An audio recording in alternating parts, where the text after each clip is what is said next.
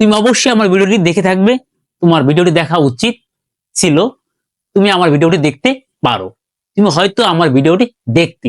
এই যে ডিফারেন্ট যে বাক্যগুলো ডিফারেন্ট সেন্সে, এই বাক্যগুলো কি তুমি বলতে চাও?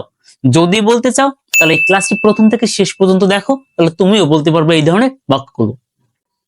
Welcome back to SSM education. কুড়িদিন ইংলিশ শেখার এই যাত্রাপথের আজ 16তম ক্লাসটি, এবং আজকের ক্লাস আলোচ্য বিষয় could have, should have, might have, must have, may have, এগুলো ইউজ করে কি করে আমরা বাক্য তৈরি করব এবং বলবো। দেখো বন্ধুরা, তোমাদের স্বার্থে আমি আমার 20 দিনের ক্লাসটি আরো 10 দিনের বাড়াতে চাচ্ছি, কারণ তা না হলে একটু তাড়াহুড়ো হবে। যদি তোমাদের মনে হয় আরো 10 দিন বাড়ালে ভালো হবে, যারা আমার ভিডিওগুলো নিয়মিত দেখো তারা অবশ্যই কমেন্ট করবে। তোমাদের কমেন্টের উপর নির্ভর করে আমি আরো 10টি ক্লাস বেশি নেব, অন্যথায় আমি এই ক্লাসগুলো তৈরি করা আপাতত বন্ধ দেব। আপাতত বলতে আর 4টে ক্লাস নেওয়ার পরে। তো তোমাদের কমেন্টের উপর নির্ভর করবে আমি ক্লাসগুলো আর বাড়াবো কিনা। তো লেটস সি। তবে হ্যাঁ, সামনে ক্লাসগুলোতে আরো ইম্পর্টেন্ট জিনিস থাকবে, কারণ সবগুলো ক্লাসের মডিউলস ক্লাস সামনে পাবে, এবং তার জন্যই ভাবছিলাম একটু ক্লাস বাড়াবো, but it depends on you. So let's comment. First of all আমরা এগুলোর সাথে একটু পরিচিত হয়ে আসি। কুড হ্যাভ প্লাস ভার্বের থ্রি, যখন কুড হ্যাভ প্লাস ভার্বের থ্রি আমরা বাক্যে ব্যবহার করব, তখন সেটা অর্থ ধারাবে কোনো কিছু করতে পারতো। যেমন সে সেখানে যেতে পারতো, মানে কোনো কিছু করতে পারতো বাট সে করেনি, এই অর্থে আমরা কুড হ্যাভ প্লাস ভার্বের থ্রি ব্যবহার করতে পারি। হ্যাঁ, তারপর শুড হ্যাভ প্লাস ভার্বের থ্রি, কোনো কাজ করা উচিত ছিল, কোনো ব্যক্তির কোনো কিছু করা উচিত ছিল বাট সে করে নাই, এই অর্থে আমরা শুড হ্যাভ প্লাস ভার্বের থ্রি ইউজ করতে পারি। যেমন তোমার আমার ভিডিওটি দেখা উচিত ছিল, তাহলে হয়ে গেল ব্যবহারটি। মাস্ট হ্যাভ প্লাস ভার্বের থ্রি, আচ্ছা ওকে, মাস্ট হ্যাভ প্লাস ভার্বের থ্রি, এটা দ্বারা বোঝা হলো কোনো কিছু অবশ্যই করে থাকবে, যেমন তুমি আমার ভিডিওটি অবশ্যই দেখে থাকবে, এই অর্থে আমরা মাস্ট হ্যাভ প্লাস ভার্বের থ্রি। আপাতত এই 3টে এক্সাম্পল এখানে দেওয়া আছে, 3টে এক্সাম্পল করি, তারপর পরে দুটো নিয়ে কথা বলবো। ওকে, সো কুড হ্যাভ প্লাস ভার্বের থ্রি আমরা আসি কোনো কিছু করতে পারতে। দেখো এই বাক্যটা কোনটার মধ্যে যায়, তুই এই পদ্ধতিটি কাজে লাগাতে পারতে, তুমি এই পদ্ধতিটি কাজে লাগাতে পারতে। তাহলে দেখো তো, পারতে কথাটি আছে, কোনো কিছু করতে পারতে, তখন আমাকে কি ইউজ করতে হবে? কুড হ্যাভ প্লাস ভার্বে থ্রি ইউজ করতে হবে। তাহলে এর আগে একটি সাবজেক্ট দিবে এবং এরপরে এক্সটেনশন মানে অবজেক্ট যা থাকবে সেটা। তাহলে আমি সাবজেক্ট এখানে আমার কি আছে? তুমি, তাহলে আমি কি দিব? ইউ। এরপর আমাকে কি ইউজ করতে হবে? Could have, you could have, yes, এই কুড হ্যাভ, তারপরে ইউজ করতে হবে ভার্বের থ্রি। এখানে ভার্ব কোনটা? কাজে লাগানো, অর্থাৎ কোনো কাজে লাগানো অর্থে আমরা ইউজ করতে পারি ইউটিলাইজ, ইউটিলাইজ, এটা কি হবে? ভার্বের থ্রি, তাই হবে utilised. You could have utilised এই পদ্ধতিটি, তাহলে হবে this method, you could have utilised this method. এখন যদি আমি বলি তুমি আমাকে জানাতে পারতে, তাহলে কি হবে? You could have informed me, তুমি আমার ভিডিওটি দেখতে পারতে, you could have watched my video. এখন এই একটা বাক্য দ্বারা এরকম বাক্য বাংলায় তৈরি করে তারপর তোমাকে ইংলিশ প্র্যাকটিস করতে হবে এবং ভাষায় বলতে হবে, তাহলে তো বলতে পারবে। তারপরটা আসি, পুলিশের এই উচ্ছৃঙ্খল জনতা নিয়ন্ত্রণ করা উচিত ছিল।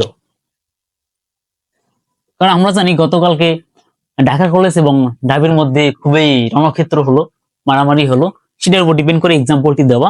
তাহলে পুলিশের এই উচ্ছৃঙ্খল জনতা নিয়ন্ত্রণ করা উচিত ছিল, তাহলে উচিত ছিল অর্থে আমরা কি ইউজ করবো? Should have. তাহলে পুলিশ, আসলে এটাকে আমরা পুলিশ বলি, পুলিশ না, ইংলিশে পুলিশ, পুলিশ শুড হ্যাভ, এবার ভার্বের থ্রি, নিয়ন্ত্রণ করা, তাহলে কি হবে? কন্ট্রোলড, কন্ট্রোলড, ভার্ব ইডি যোগ হবে। তাহলে পুলিশ শুড হ্যাভ কন্ট্রোলড এই উচ্ছৃঙ্খল জনতা, তাহলে এই উচ্ছৃঙ্খল জনতা ইংলিশ কি? দিস, উচ্ছৃঙ্খল জনতাকে আমরা কি বলি? মব বলি, মব। তাহলে police should have controlled this mob. Police should have controlled this mob. তাহলে পুলিশের কি করা উচিত ছিল? যে উচ্ছৃঙ্খল জনতা নিয়ন্ত্রণ করা উচিত ছিল। এখন আমি যদি বলি তোমার আমার কাজটি করা উচিত ছিল, তাহলে আমি কি বলবো? I should have done the work. I should have done the work. আমার তার সাথে দেখা করা উচিত ছিল। I should have met him. I should have met him.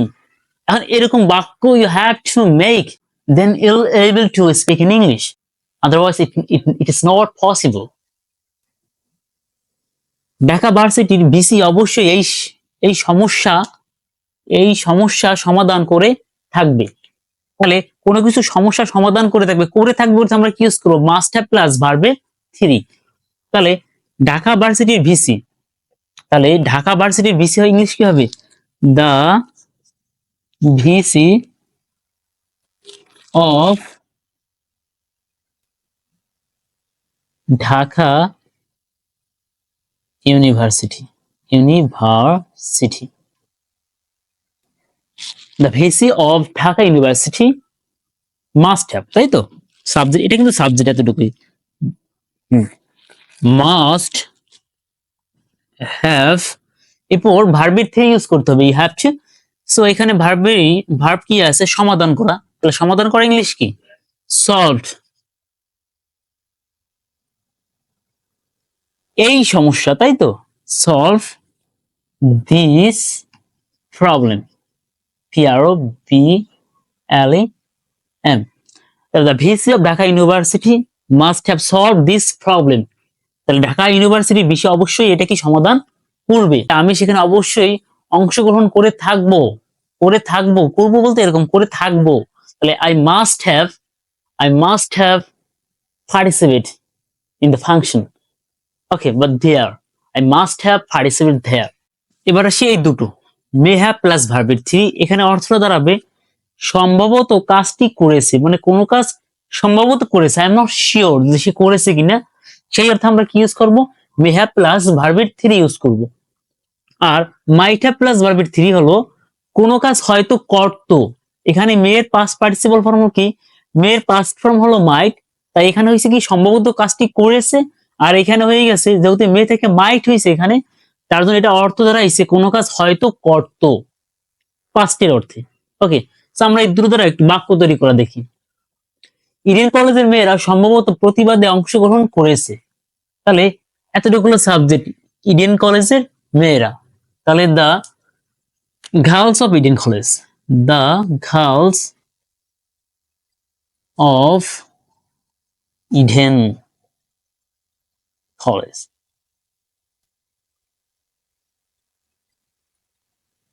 আমরা অনেকে জানি কি ইডেন মানে কি? ইডেন মানে কিন্তু স্বর্গ। The girls of Eden college, তার মানে the girls of Eden college, Eden কলেজের মেয়েরা সম্ভবত প্রতিবাদে অংশগ্রহণ করেছে। তাহলে কোনো কিছু হওয়ার সম্ভাবনা আছে বা সম্ভবত, এই অর্থে আমরা কি ইউজ করি? May have. তাহলে the girls of Eden college may have অংশগ্রহণ করা, participated ভাবে 3 হবে। Girls of Eden college may have participated প্রতিবাদে। প্রতিবাদ ইংলিশ কি? প্রতিবাদ ইংলিশ protestation। বাট যদি প্রতিবাদে আছে তাই এখানে একটা ইন হবে। তাহলে girls of Eden college have participate in protestation। তাহলে ইডেন কলেজের মেয়েরা সম্ভবত প্রতিবাদে অংশগ্রহণ করেছে। ওকে, সে হয়তো সেখানে সকালে যেত। এই যে কোনো কাজ হয়তো করতো আগে, এখন না কিন্তু আগে করতো, এই অর্থে আমরা মাইট হ্যাভ প্লাস ভার্বের 3 দেবো। তাহলে সে হয়তো সেখানে সকালে যেত, তাহলে হি ইউজ করব, then might have, he might have plus ভার্বের 3, তার মানে হলো যাওয়া ইংলিশ কি? go and gone। তাহলে হি মাইট হ্যাভ gone সেখানে, দেয়ার। আর হয়তো অর্থই তো এখানে মাইট হ্যাভ প্লাস ভার্বের 3 অর্থই হলো কোনো কাজ হয়তো কথাটা অটোমেটিকই থাকবে। তাহলে হি মাইট হ্যাভ গন দেয়ার, সে সম্ভবত সেখানে যেত। সে তাকে জানাতো, হয়তো জানাতো, হি মাইট হ্যাভ ইনফর্মড হিম। এখন এই যে বাক্যগুলো স্ট্রাকচার গুলো দিয়ে সহজ সহজ বাক্যগুলো আগে তৈরি করো। সহজ সহজ বাক্য জাস্ট এগুলো বসাও, এই মোডাল অক্সিলারি ভার্ব গুলো বসাও, এই পুরো একটা সাবজেক্ট নিয়ে আসো, আর এখানে একটা ভার্ব নিয়ে আসো যে কথাটি বলতে চাচ্ছ সংগতিপূর্ণ আসলে, তাহলে দেখবে অটোমেটিক বাক্য হয়ে গেছে। বাসায় খাতায় লিখতে হবে, খাতায় অনেকগুলো বাক্য বাংলায় লিখতে হবে, সেগুলো আবার ইংলিশ লিখতে হবে, দিন ওগুলো বলা প্র্যাকটিস করতে হবে, তাহলে তো ইংলিশে কথা বলতে পারবে। সো বন্ধুরা, যদি ক্লাসটি ভালো লাগে অবশ্যই আমার চ্যানেলটি সাবস্ক্রাইব করবে এবং আমার পাশে থাকবে। Thanks for